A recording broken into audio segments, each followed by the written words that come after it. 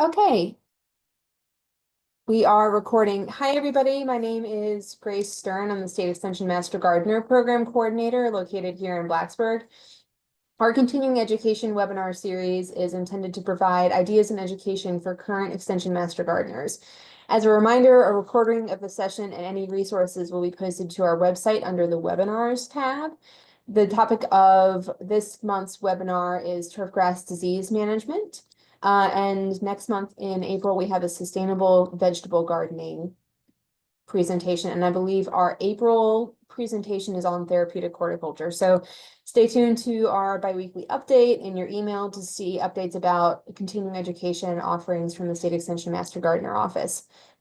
So without further ado, I'm going to pass it over to Elizabeth, who's going to introduce herself and present on turfgrass disease management.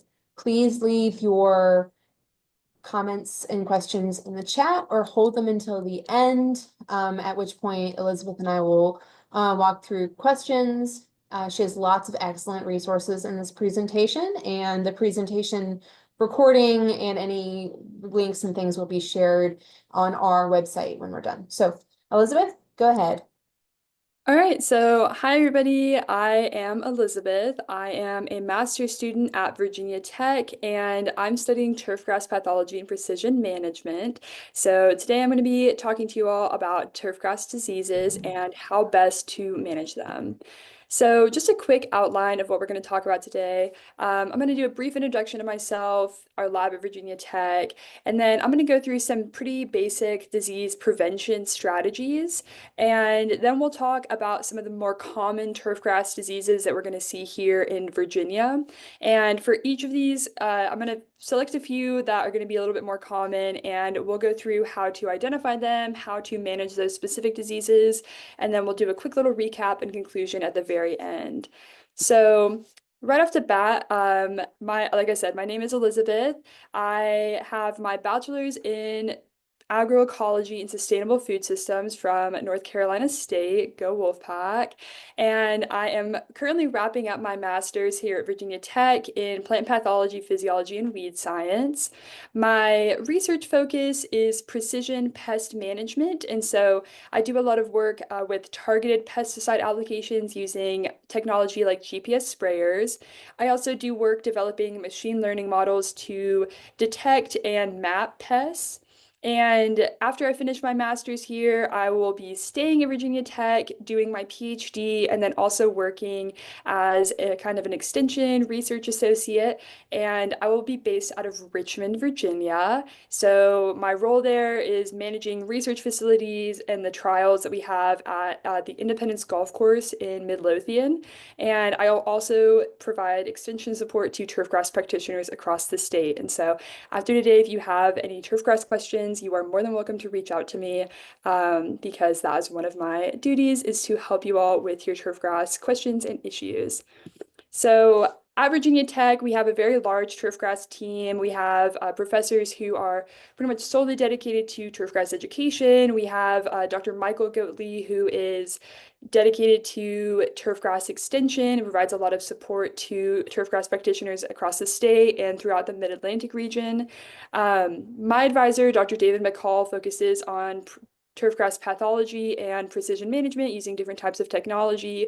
We also have turfgrass weed scientists, we have entomologists, we have physiologists who do all sorts of different research at Virginia Tech. And so what I talk about today is just the tip of the iceberg. And so if you have any other further questions at the end, I'll have a link to our website that you can follow up on and reach out to anybody if you have specific questions. So our research at our lab specifically, we do a lot of work with applied pathology, trying to find the best ways to manage diseases and bring these solutions to practitioners.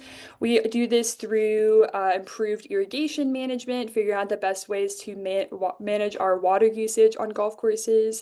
We do a lot of work with in-ground sensors that can monitor the moisture, salinity, temperature, and give us that information remotely. And we do a great deal of work with pest mapping, and so trying to figure out where are pests are, our diseases and our weeds, and using that to kind of figure out what is driving the growth and development of these diseases. And like I said, I do a lot of work with targeted pesticide applications, so figuring out ways to treat these pests only where they are instead of applying full coverage treatments of pesticides. We've really worked on dialing in and trying to minimize the amount of pesticides that we are applying to treat these pests. So jumping into turfgrass in Virginia, as you all, I'm sure, already know, we are in the transition zone. And if you didn't know, we have two different types of main turf grasses. We have turf grasses that are warm season and turf grasses that are cool season.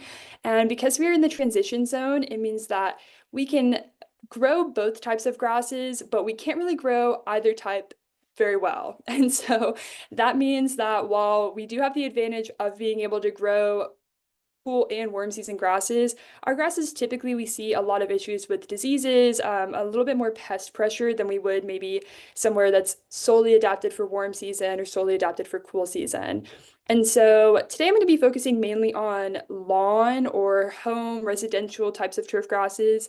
There are many other types of turf grasses that I have not included in this presentation, but for the most part, these are the turf grasses that you will be interacting with the most. And so some of the most common ones that we see are tall fescue, also sometimes fine fescue, also Kentucky bluegrass, and then we have ryegrasses, both annual and perennial.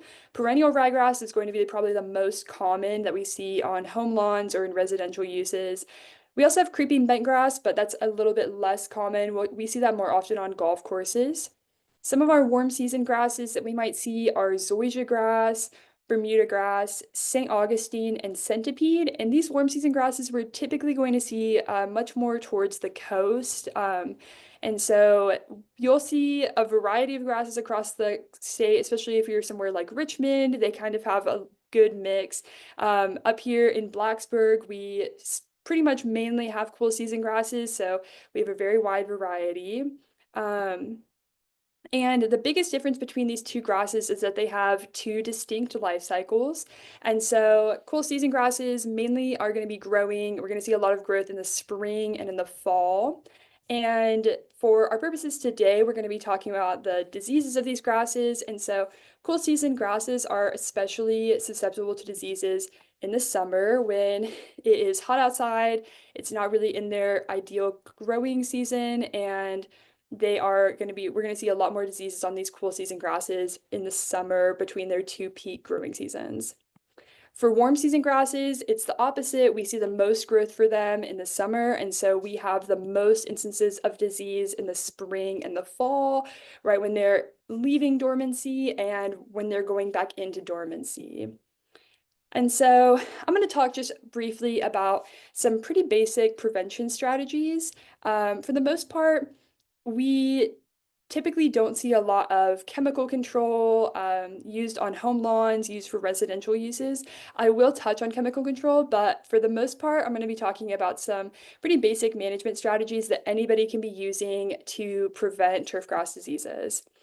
So if you haven't seen this before, the disease triangle is kind of like our go-to little graphic as pathologists. And so the disease triangle essentially is telling us that in order for us to see disease, we have to have a conducive environment for the disease to grow in. We have to have a virulent pathogen that is able to infect the plant. And we also have to have a susceptible host. And so for our purposes, we have a wide variety of pathogens that can infect the turf grass, and we have a wide variety of turf grasses that can be infected. And so we'll be touching on some of these a little bit more in a bit. Fertilization is a really big way to prevent turfgrass diseases. I always like to say a healthy lawn is a resilient lawn. And so we really want to see cool season for turf grasses fertilized in the late summer, early fall, and you can repeat these applications in the mid-fall and spring, though these are not always necessary. For warm season turf grasses, we typically fertilize them in late spring, approximately 4 weeks after green up, which is when they begin to leave dormancy and we start to see those first shoots of the year.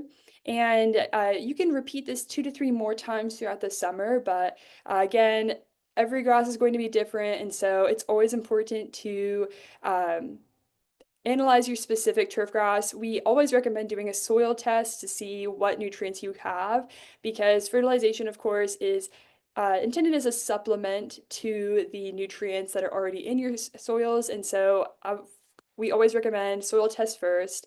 And big rule of thumb for fertilization is that more does not mean better. And I'll touch on this a little bit with some specific diseases, but we often see that sometimes excess fertilization can increase the severity or increase the probability of infection in turfgrass.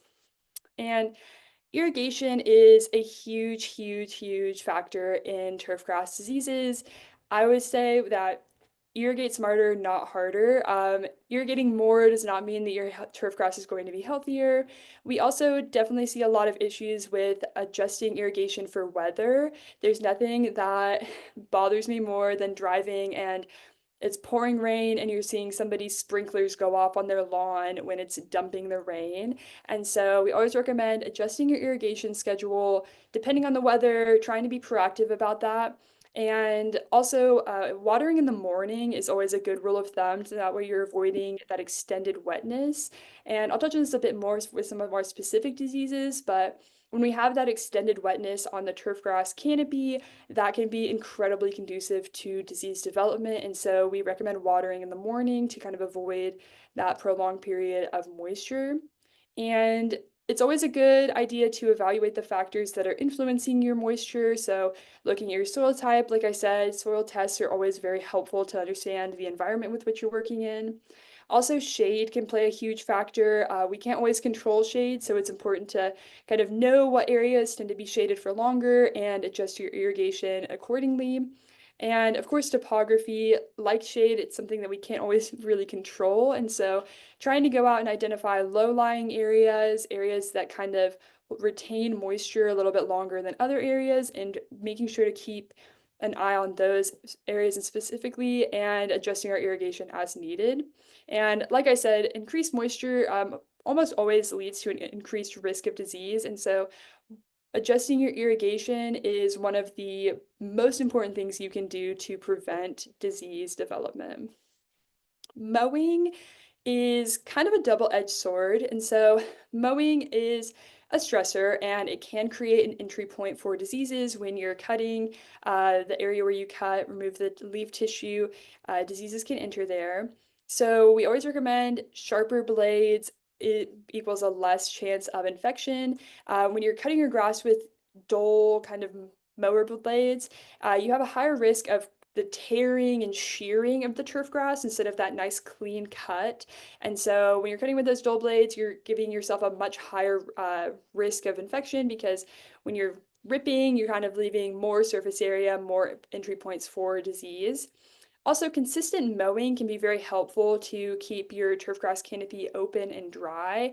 When you let your turfgrass get really tall, it can, kind of fold over on itself, and that can be incredibly conducive to kind of trapping a lot of that moisture and humidity within the canopy, which almost always can lead to a really high risk of disease. And clippings are kind of an interesting subject because turfgrass clippings can actually be very beneficial to the turfgrass. We often recommend leaving your clippings on your turfgrass because they can provide a natural source of fertilization, especially nitrogen fertilization. However, when you have active disease, it is recommended to uh, think about maybe removing those clippings or collecting them as you are mowing, so that way to reduce the risk of spreading your disease even further. And just some other rules of thumb for preventing turfgrass diseases. We have a really excellent program called the National Turfgrass Evaluation Program, also called NTEP. And they test new cultivars, new different types of turf grasses, and will test them for a wide variety of factors like drought stress, nutrient management, and especially disease resistance. And so I always recommend checking out the INTEP website, looking at some of their cultivars. If you're in an area where your turfgrass is especially prone to disease development, if you're thinking about putting in turfgrass or starting to grow your own grass, definitely check out the INTEP trials first. We also have a number of university trials for disease resistance, and so planting disease-resistant cultivars is often a huge make or break when it comes to disease resistance. Down in the bottom corner, I have a picture of a study that was done by the USGA, and it was looking at different cultivars and their susceptibility to brown patch with this rhizoctonia disease that I'll talk about a little bit later. And as you can see, there's a very wide variety of susceptibility, and depending on the cultivar, really depends on how badly it is affected. And so planting resistant cultivars is often one of the biggest steps you can take to manage turfgrass diseases. Also, of course, the same as any other type of disease management, sanitation is key. Diseases can easily be spread through equipment, like I said, when you're mowing, and walking through your turfgrass, even human traffic can be a really easy way to spread a disease from a very small area to your entire turfgrass stand. And so making sure to sanitize and be careful when you're walking through areas or when you're in areas that have disease, be very careful not to spread that. Turfgrass is a little bit trickier than some other plants that we work with because it is all underneath of you. It's not something that you can kind of avoid by walking in rows. And so it can be very tricky to keep everything sanitized, but definitely taking that extra little care to make sure that you're not spreading disease more than possible is always a really good step in managing turfgrass disease. And like I said before, stress turf is just going to be more susceptible to diseases. So, having proper irrigation, I emphasize not watering too much, but also drought stress can also lead to susceptibility to disease. And so having, sufficient fertilization without over fertilizing, sufficient irrigation without overwatering, mowing, things like that. Creating a really healthy lawn is going to be your best weapon against managing these diseases. And so there's a very fine line between sufficient care and too much, but you do have a lot of leeway with turfgrass, and creating this kind of healthy turfgrass is going to be your best bet for preventing disease. So now I'm going to talk a little bit about some of the more common diseases that we see in Virginia and throughout the Mid-Atlantic region. We have a number of diseases that we'll see. So brown patch, dollar spot, spring dead spot, pythium diseases, and that includes pythium blight, pythium root dysfunction, and pythium root rot, as well as large patch, gray leaf spot, anthracnose, leaf spot, fairy ring, and red thread. And there are a number of other turfgrass diseases that you might see, but for the most part, these are pretty much the most common ones. And some of these are more damaging than others. For instance, red thread down in the bottom corner is kind of unsightly. I think it's kind of cute looking. It creates these long red kind of feathery strands that come out of the turf grass. But we don't really see as detrimental effects of this disease. Also, fairy ring is something that it might be unsightly, but it's not really having as negative of an impact on your turf grass as other diseases. And so, for the purposes of this presentation, I'm going to be focusing on just the 5 most common and sometimes the most damaging diseases in the Mid-Atlantic. So I'll be talking about gray leaf spot, pythium, large patch, dollar spot, and brown patch. So starting off with gray leaf spot, it's caused by pericularia, and it can infect tall fescue, perennial ryegrass, and St. Augustine grass.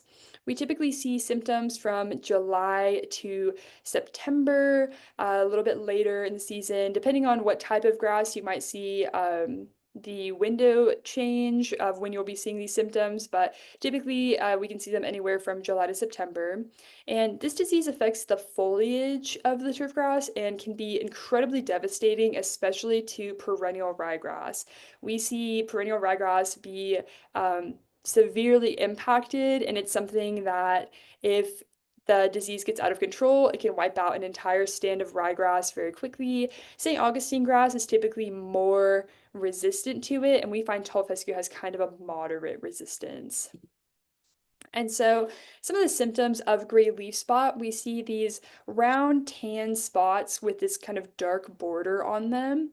And we can see mycelia sometimes when the conditions are right, when it's very warm and humid, and creating this kind of gray and fuzzy appearance. We'll also see the foliar blighting can be visible in about 4 to 12-inch patches, depending on the height of the turf grass. And though these spots are round, like kind of tan and brown, from afar they might appear orange or yellowish in color. And the leaves often have this kind of matted or greasy look, which will make sense when I show the next picture. But this means that this disease is often kind of confused with Pythium blight, which I'll talk about in a moment. But this disease, gray leaf spot, Pythium, and brown patch can all look incredibly similar. And so having to do a little bit of the extra work to figure out which disease specifically you're dealing with can be very helpful, because we can treat these diseases in much different ways, even though it can be a little bit tricky at first because they do initially kind of resemble each other. And so this is a picture kind of showing that kind of like matted, wet look that you can see. It almost just looks like as if the grass like might be dry or has been kind of like trampled down, but this is a stand that has been affected pretty severely by gray leaf spot. And we see gray leaf spot most commonly in new establishments, and this is where it can be most severe, especially like I said with perennial ryegrass. It can be wiped out in just a matter of days, and so that is a very tricky disease to manage for those types of grasses. Um, this disease develops when temperatures are between 70 and 95% Fahrenheit, or 70 to 95 degrees Fahrenheit, and so definitely seeing this in like I said, in the late summer, kind of early fall months. And this fungus requires at least 14 hours of continuous moisture to really infect. And so I'm going to be repeating this type of thing throughout the entire presentation, but most of these diseases are going to require that continuous moisture to infect. And like I said at the beginning, managing your water usage and making sure that you're not leaving, overwatering your turf grass is going to be pretty much the best way to combat all of these diseases. They can't infect unless you give them the conditions they need to infect, and so moisture we see is often one of the biggest driving factors in disease infection. And other factors such as cloud cover, like I said, improper irrigation, even extended rainfall and excessive nitrogen applications can also increase the chance of infection of this disease.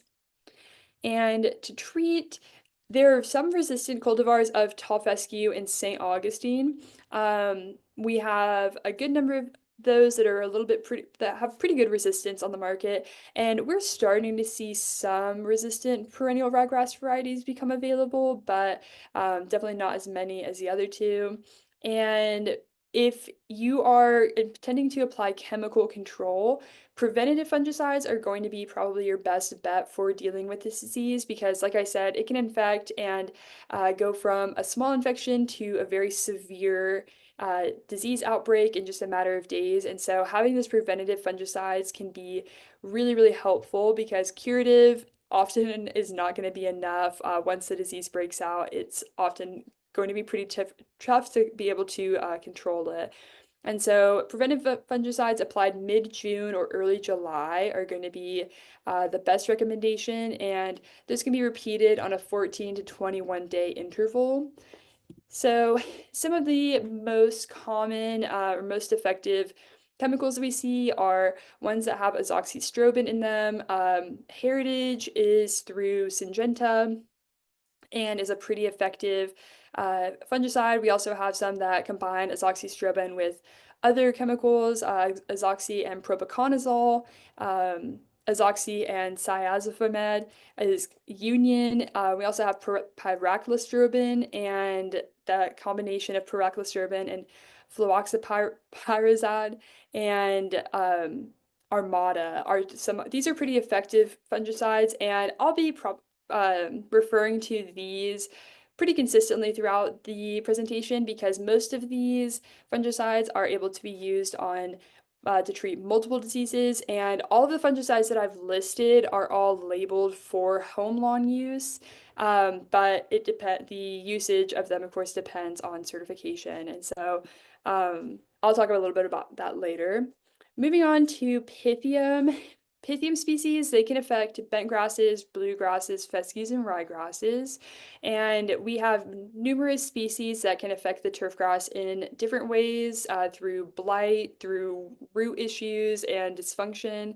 And most of all, Pythium is a type of water mold, and so they thrive in moist conditions. And we'll see that for no matter the species, moist conditions are always going to be pretty conducive to their growth. So Pythium blight is one of our more common Pythium diseases that we see, and it affects cool season turf grasses by creating these kind of small sunken patches that can grow up to about 12 inches in diameter, especially during periods of hot, humid weather. For warm season turf grasses, it can appear as small, dark, kind of black or purple spots that can expand, and we also see them expanding, especially during periods of humid or extended rainfall.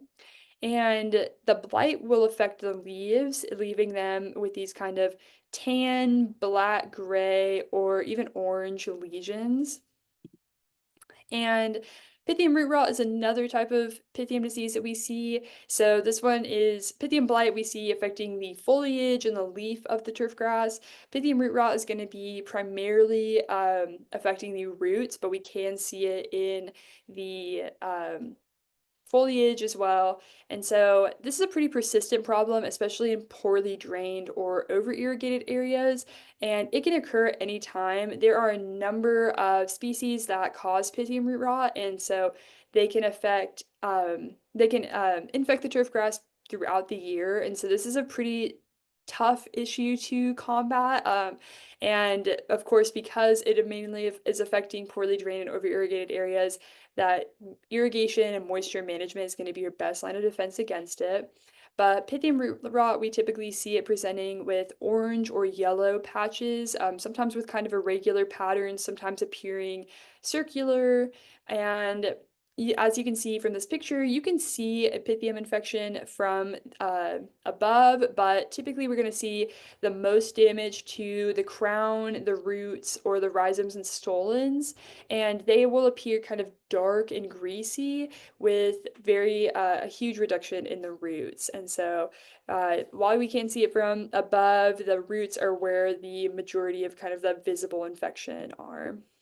And managing for Pythium, like I said, water management is essential to combat this disease. You can also apply fungicides every 14 to 21 days if you have wherever your problem is persisting.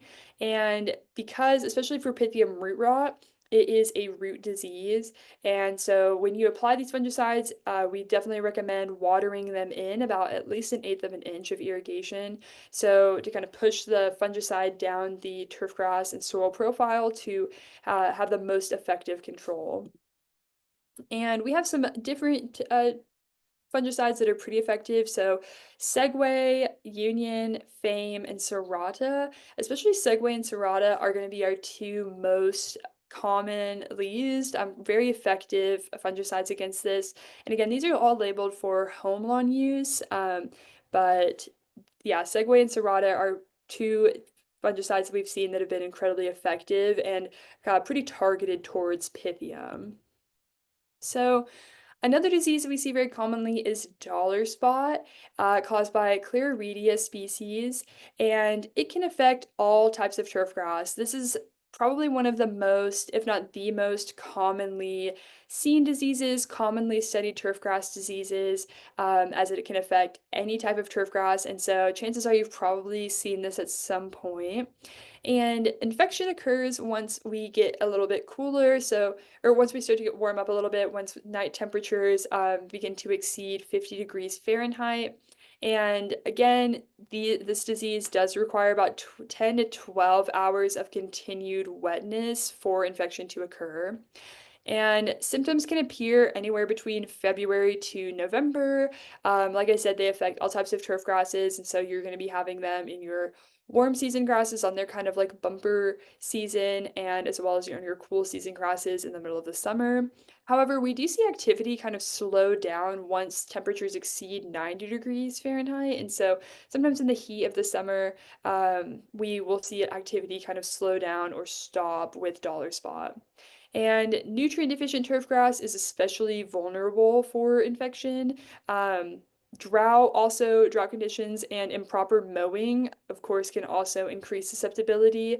And so managing this is, of course, tricky because you don't want to have too much wetness because that is conducive to infection, but also drought stress is a big driving factor with disease infection for this type of disease.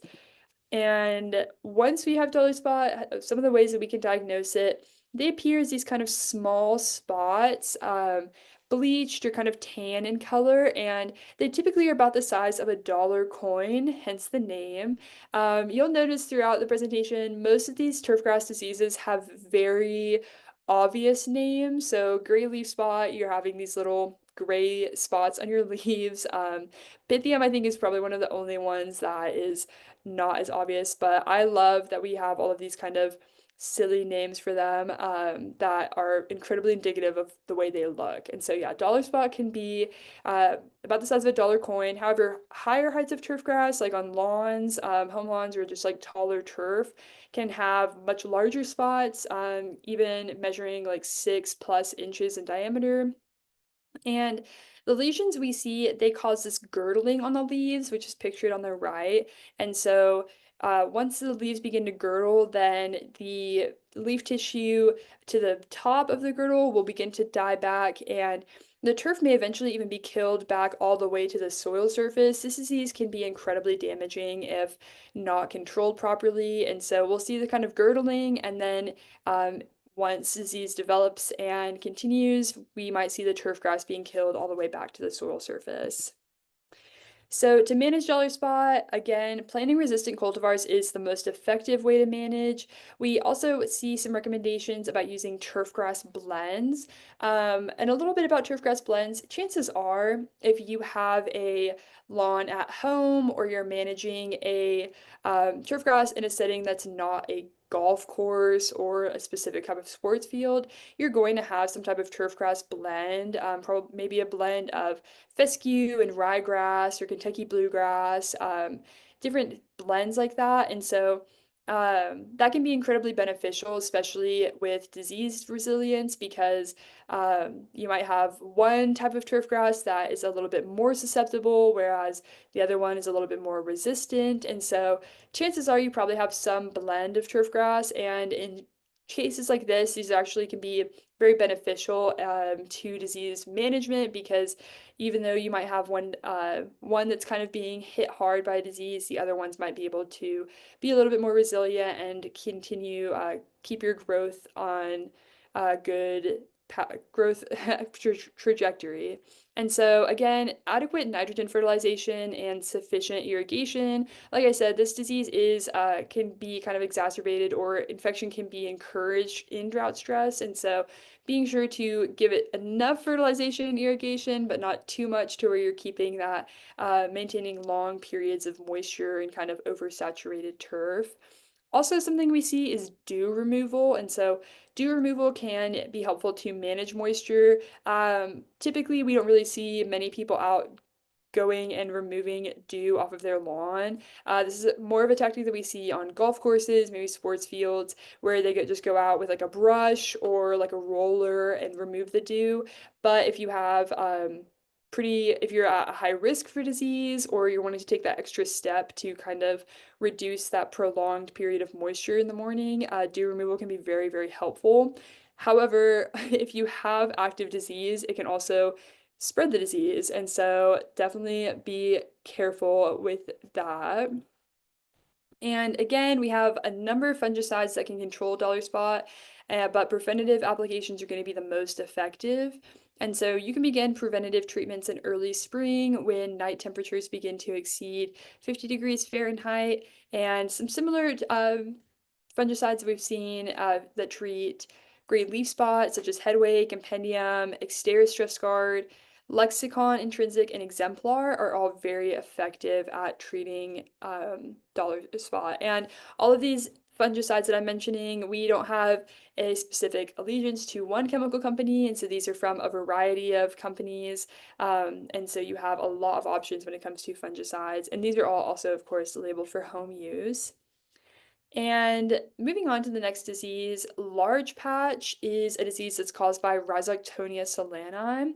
And so large patch, and I'll talk about brown patch in a moment, but they're both caused by Rhizoctonia solani. However, large patch is what we call it when it's affecting these warm season turf grasses. And so large patch, it will infect when the soil temperatures fall below 70 degrees in the fall.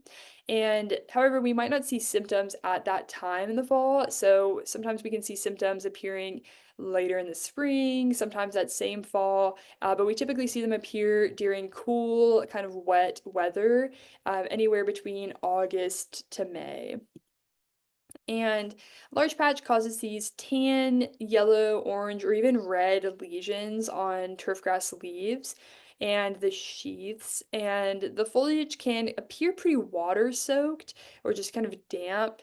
And these lesions may eventually develop a dark brown or even a purplish kind of border around them.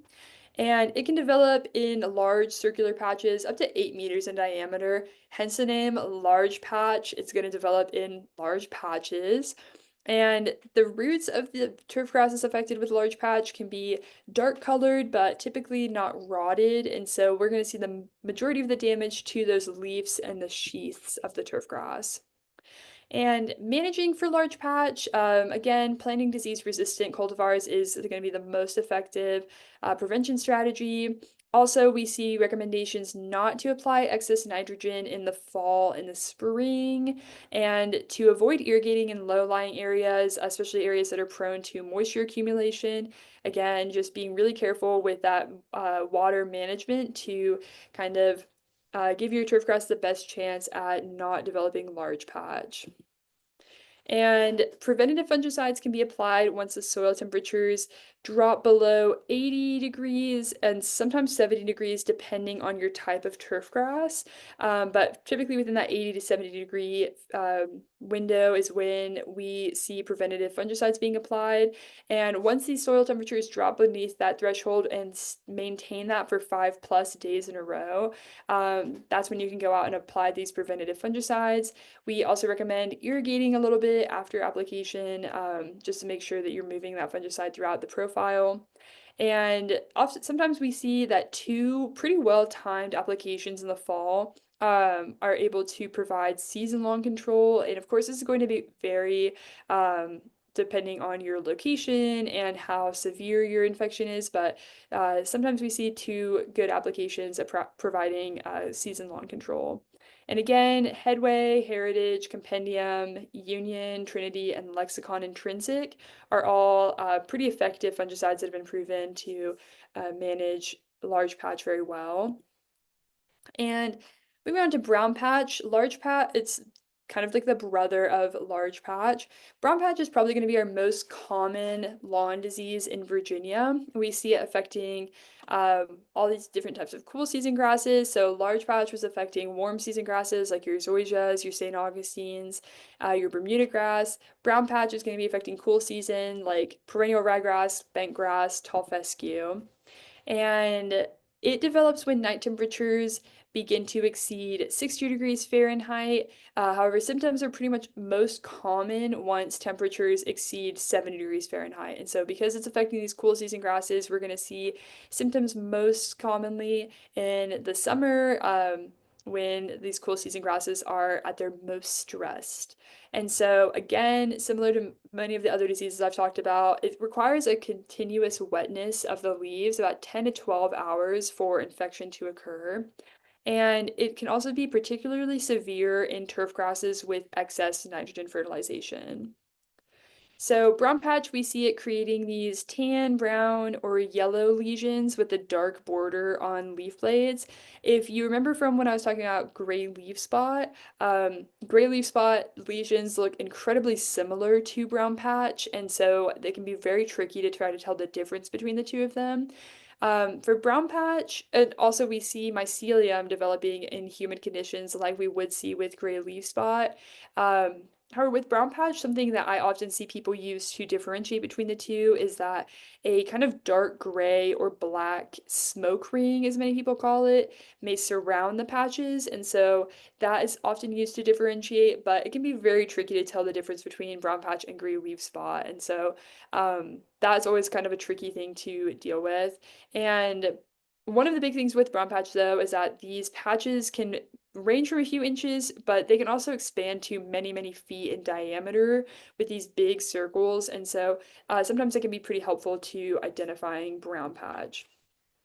So for managing brown patch, we again, planting resistant tall fescue varieties is pretty crucial because tall fescue cultivars they range pretty widely in their susceptibility. However, other cool season grasses typically vary less depending on the cultivar, and so of course, like planting resistant cultivars is always a good rule of thumb, but especially in tall fescue, we those resistant cultivars can really make a world of difference for how badly your turf grass is affected by brown patch.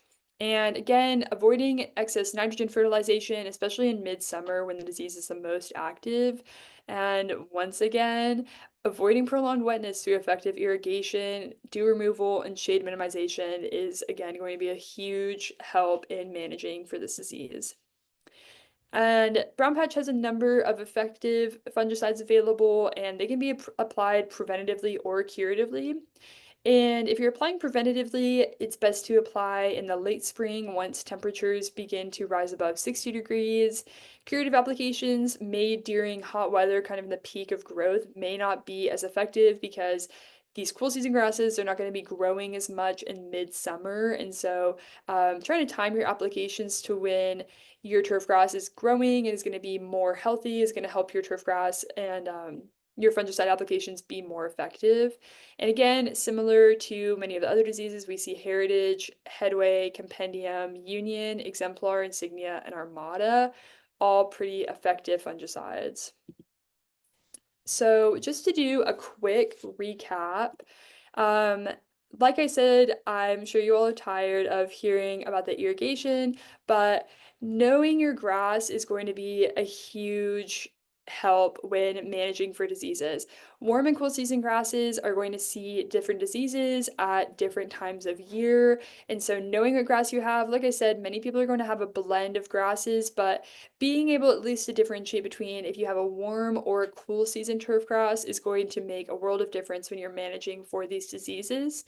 And planting resistant cultivars, managing your water, trying not to keep your turfgrass canopy, your turfgrass blades wet for longer than 10 hours is going to be a huge, huge help in managing for these diseases.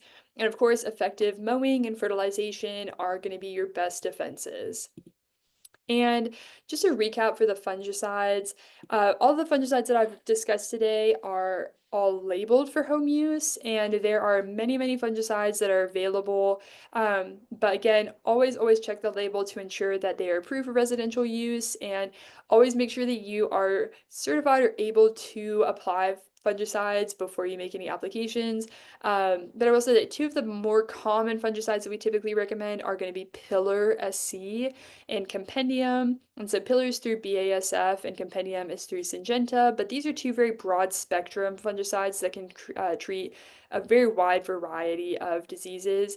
And on the right, I have a QR code that can lead you to the chemical control of turfgrass diseases. This is put out about every 4 years by a variety of researchers from across the country, and they do a really good job at kind of compiling all of the information about the most recent, most up-to-date chemicals that we have to control turfgrass diseases. And that can be a huge, huge help for figuring out how best to manage your turfgrass diseases. Another plug that I will give is to the Turfgrass Diagnostics Lab. Um, if you have a turfgrass disease or some type of issue going on with your turfgrass and you are not sure how to identify it, you're not sure what the problem is, you can always send in a sample to the diagnostics lab. Here at Virginia Tech, we do not have a formal diagnostics lab, but I'll touch on that a little bit later. The North Carolina State Turfgrass Pathology Lab does have a designated diagnostics lab. They have a designated diagnostician. Lee Butler down there at NC State is a phenomenal scientist. And so if you have some type of turf problem and you don't know what it is, you can send in a sample, and the NC State website has instructions on how to submit the sample, how to submit images, how much they might cost, and they are very good at getting you a very rapid and accurate diagnosis. And so definitely recommend, if you have a big issue that you need help with, sending in a sample. Your local extension agents are also pretty helpful at sending in the samples and can kind of help you to navigate that process if you have any questions about that. But just to recap, like I said, a healthy lawn is a resilient lawn. Promoting healthy, strong turf grass is going to be your best bet against disease prevention. And if you have some type of unknown disease or some type of issue, you can contact the disease clinic. There's clinics all over the country, but North Carolina State is our closest official clinic. However, Virginia Tech, we have recently kind of formalized our diagnostics program.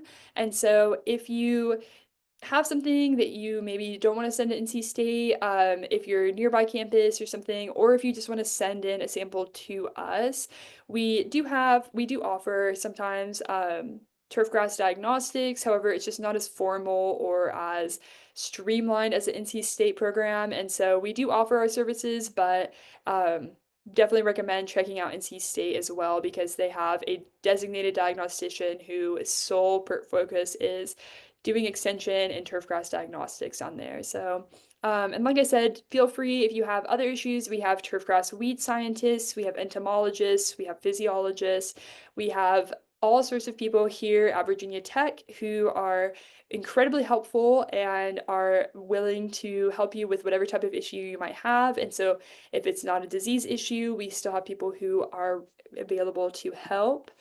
And with that, I can take any questions. I've listed my email, also my advisor's email, and a QR code to the Virginia Tech Turfgrass website, where you can find information about everybody else working in Virginia Tech and our turfgrass team. And again, I just copied the QR code to the chemical guide that I mentioned earlier. And so if you guys have any questions, I would love to take them. Thank you, Elizabeth. I thought that was very, very helpful and very useful. I've been trying to answer some questions in the chat as we go along. You guys have been very engaged, lots of questions, which is good. I did want to touch on a few things. I wanted to provide a little bit of clarity. While Virginia Tech does not have a formal turfgrass diagnostics lab, the plant disease clinic still exists. We can still use the plant disease clinic. And all plant disease clinic samples should be routed through your local extension office or help desk, because they incur a fee. But I do really strongly encourage you to utilize our Virginia Tech Turfgrass team. We have a robust turfgrass team in Virginia, and we have lots of good information online. So definitely utilize them. I'm going to scroll up to the top and answer a couple of questions. We had a few questions specifically about water drainage, soil, and things like that. And so there was one that was sent to me. What suggestions could you make for improving water infiltration and root development on a lawn? Specifically, this one is installed on a sloped Mhm. lot, and I'm assuming that this is recent construction, and so the topsoil's gone, and we're planting in clay. And there were some other questions about clay and clay soils and poorly drained soils. So can you make any recommendations about turf grass management in poorly drained locations? Yeah, absolutely. So we have a number of tools that are pretty helpful for managing um, compacted or just like poorly drained areas. Often see on golf courses the use of aeration, and so there's a number of tools that you can use for aeration, going and removing soil cores to kind of create these channels. We also see people top dressing with sand. So sand can be very helpful if just a light top dress. We often see top dressing with sand in conjunction with aeration. And so going in and the soil cores also don't, when you're aerating, there's a number of different types of aeration. So they don't necessarily have to be removing these cores. It could just be poking holes into the soil. You can have big pieces of equipment that can do that. We've also seen sometimes just going in with we have like little pieces of wood that have nails like nailed through it that you can go and kind of like use that to just like break up the profile a little bit and then top dress with some sand. And so there's a number of different ways that you can address that. But yeah, I think definitely the two most common that I see are just some type of aeration, figuring out some way to open up some channels into the turf grass, and then using sand. But if you have further questions about that, I definitely recommend our extension age or extension Turfgrass extension professor here at Virginia Tech. His name's Dr. Michael Goatley, and he can potentially, depending on your situation, offer you some other alternative options or alternative ideas that might be a little bit better suited um, based on the use case. So. Excellent, thank you. We are having some questions specifically about cool season and warm season, seed combinations and mixes. Is there any specific we have an extension publication for that, which I will link in the final upload. But are there any specific, for Virginia in general, are there any specific grasses to avoid? When I know we're in a transition zone, but just trying to choose, is there any like big no-nos? I think it's definitely going to depend on where in Virginia you are. If you're down more towards the coast, like Hampton Roads area, um, cool season grasses are going to suffer much more down there. And so maybe making a choice for a St. Augustine or a centipede grass is going to be a better option towards the coast. Up here in Blacksburg, over near like the kind of the Blue Ridge Mountain area, warm season, of course, conversely, is going to be it's going to suffer the same as cool season would near the coast. However, for the most of the state, especially people throughout like the kind of middle Piedmont region, um, either turf grass, I think it's just really going to depend on your climate, kind of how warm do you get in the summer. If you're getting really, really hot, your cool season grasses. And like I said at the beginning, we kind of have the benefit of being in the transition zone where although the turf grasses are all going to be kind of like negatively impacted when they're in their off season, they are like we can pretty much grow any type of turf grass, especially throughout like kind of like the middle of the state. And so I think the biggest thing with picking a turf grass is picking like I said, trying to find any type of resistant cultivar, resistant variety. I will say that for the most part for lawns, tall fescue is probably going to be your best bet. We see that tall fescue is pretty suited for warm and cool climates. Just depending on where you are, if you're somewhere where it gets really, really hot, maybe it won't be the best idea, but I think tall fescue is always going to be a really good go-to throughout the entire state. So from there, maybe we also see people overseeding, and so you might have like a Kentucky bluegrass or something. You might be overseeding that with a perennial ryegrass. You don't necessarily have to plant a seed mixture when you're establishing the grasses. We see people overseeding existing stands with other types of seeds. And so it really is just going to depend on where you are in the state, how hot or how cool you're getting. But I would say tall fescue is always going to be pretty well adapted and well suited throughout the entire state. And again, no matter where you are, even if you have a mix of warm and cool season turf grasses, finding those cultivars that are going to be more resistant, more resilient against these diseases are going to be your best bet because you could be, all the way at the coast and having a area of completely well suited for warm season turf grasses. But if you're not planting, resistant cultivars, or you're planting cultivars that are incredibly susceptible to disease, you're still going to have as many issues as if you were planting a cool season grass. And so definitely it depends. I hate giving that kind of a answer, but it is just going to depend on where you are. That's okay.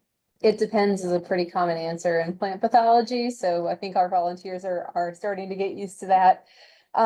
We did have a question specifically about fungicides and fungicide recommendations. I will link the Home Grounds and Animals Pest Management Guide both to our recorded webinar webpage.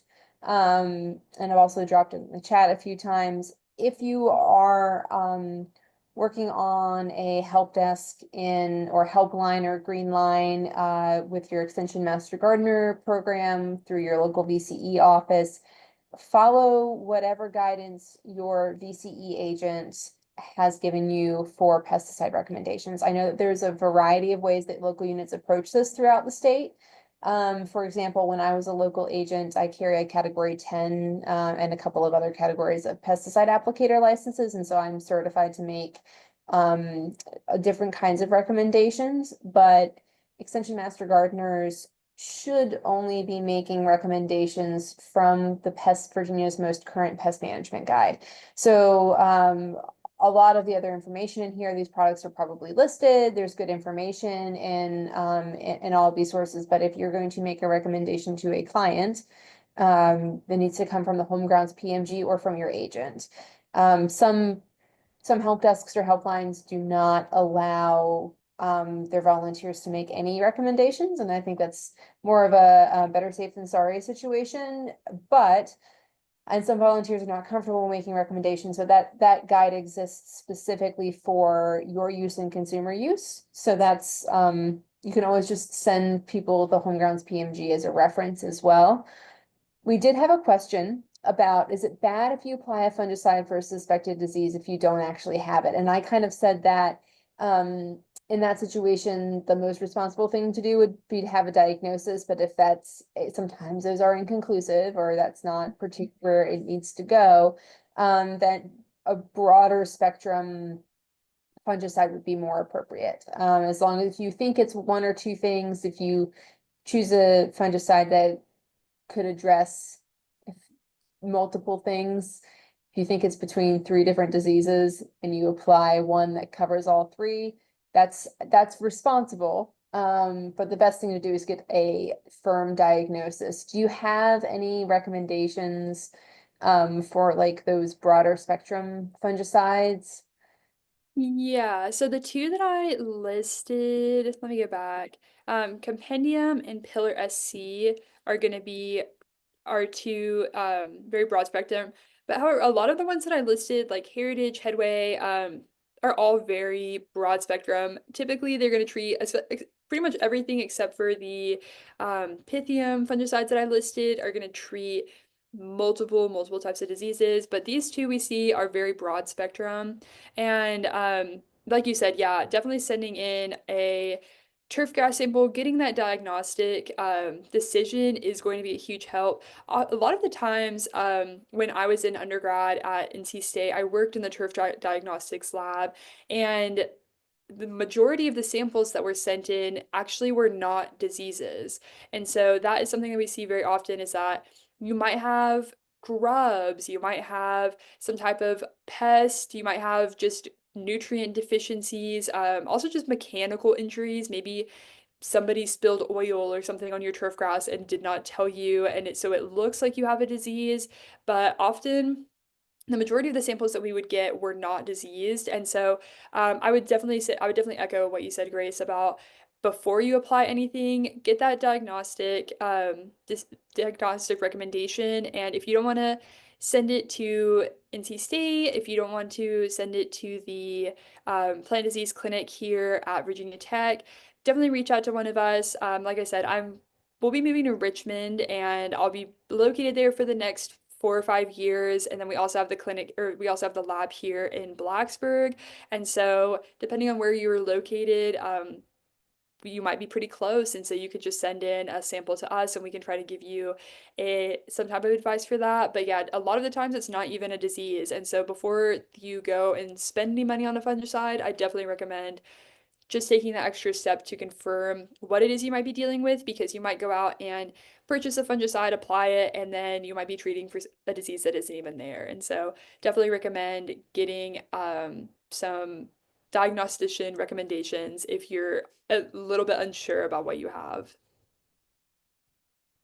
I'm gonna do two more questions. One of them I can kind of give a general answer to, but would like some follow-up from you, Elizabeth.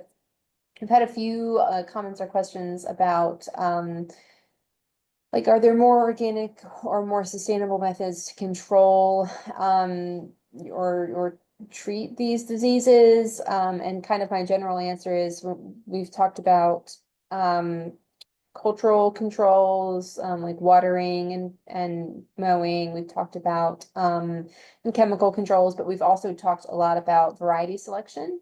And so what you're doing with that disease triangle, if you have the pest, or the fungus, and the host, and the right environmental conditions available, there's a really good chance that you'll get disease. But if you change your host, you kind of break that triangle, right? If you don't have a susceptible turf grass to that disease, even if you have the right environmental conditions, you break that triangle, and you probably won't get disease.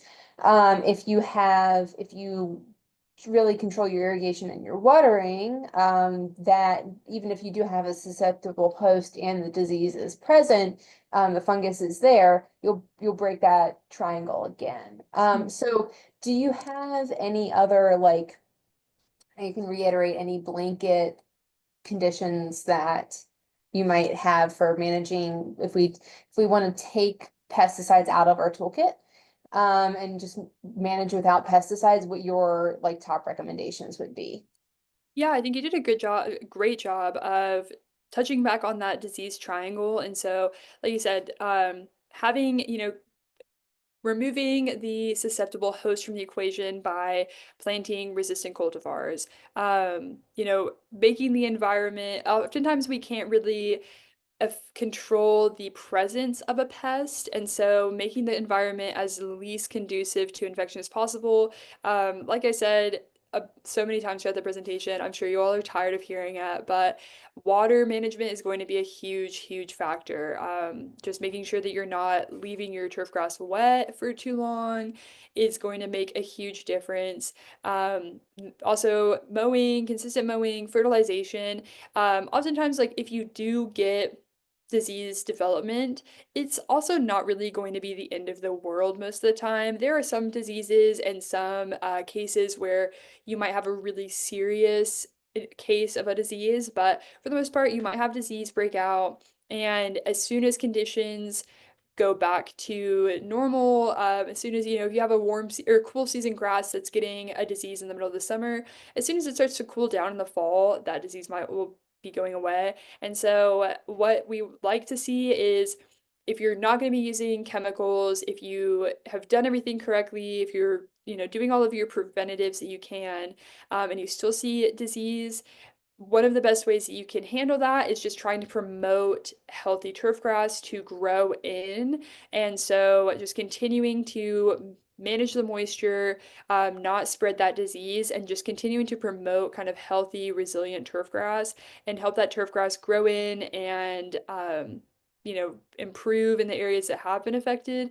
But yeah, I think most of the time, if you are managing your water correctly, if you are managing your mowing, and you have healthy turf grass, you're going to be really well set up to have healthy non-disease turfgrass. We only want to see chemical usage as kind of like a last resort, or if you know, are really, really trying to make sure that you don't have any type of disease. But most of the time, if you are managing everything culturally well, then you're going to be very well set up for healthy turf.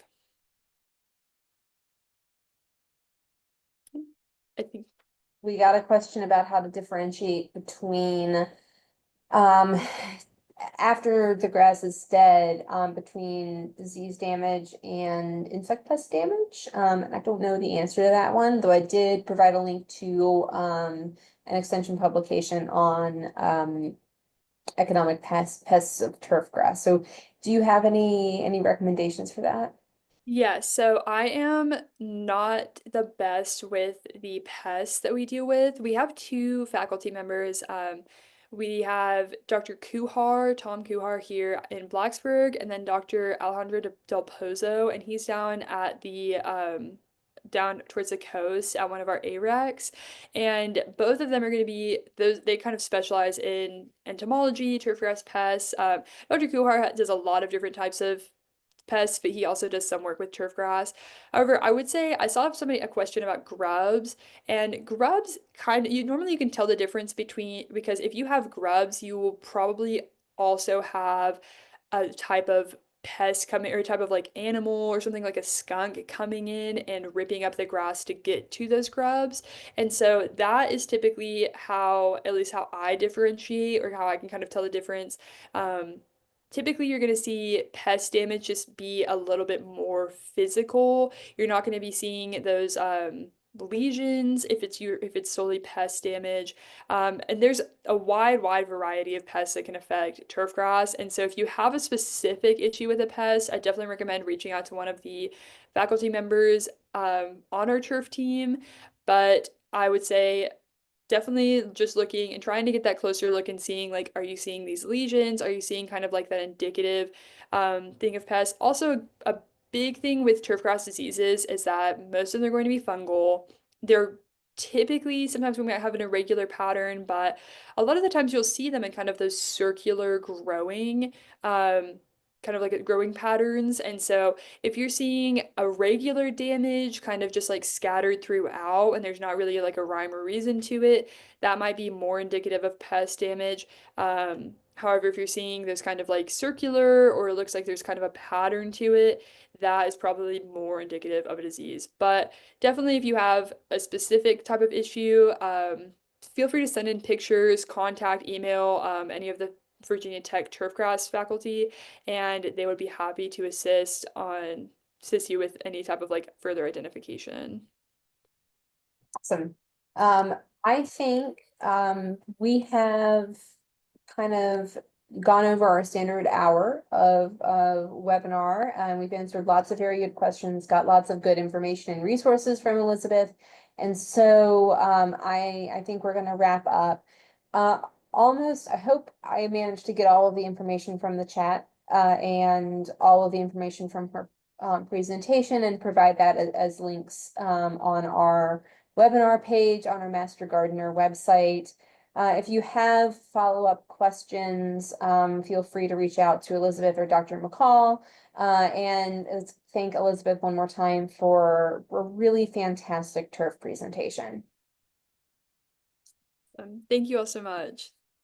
Thank you. All right, everybody. I hope you have a wonderful week. Thank you. Bye.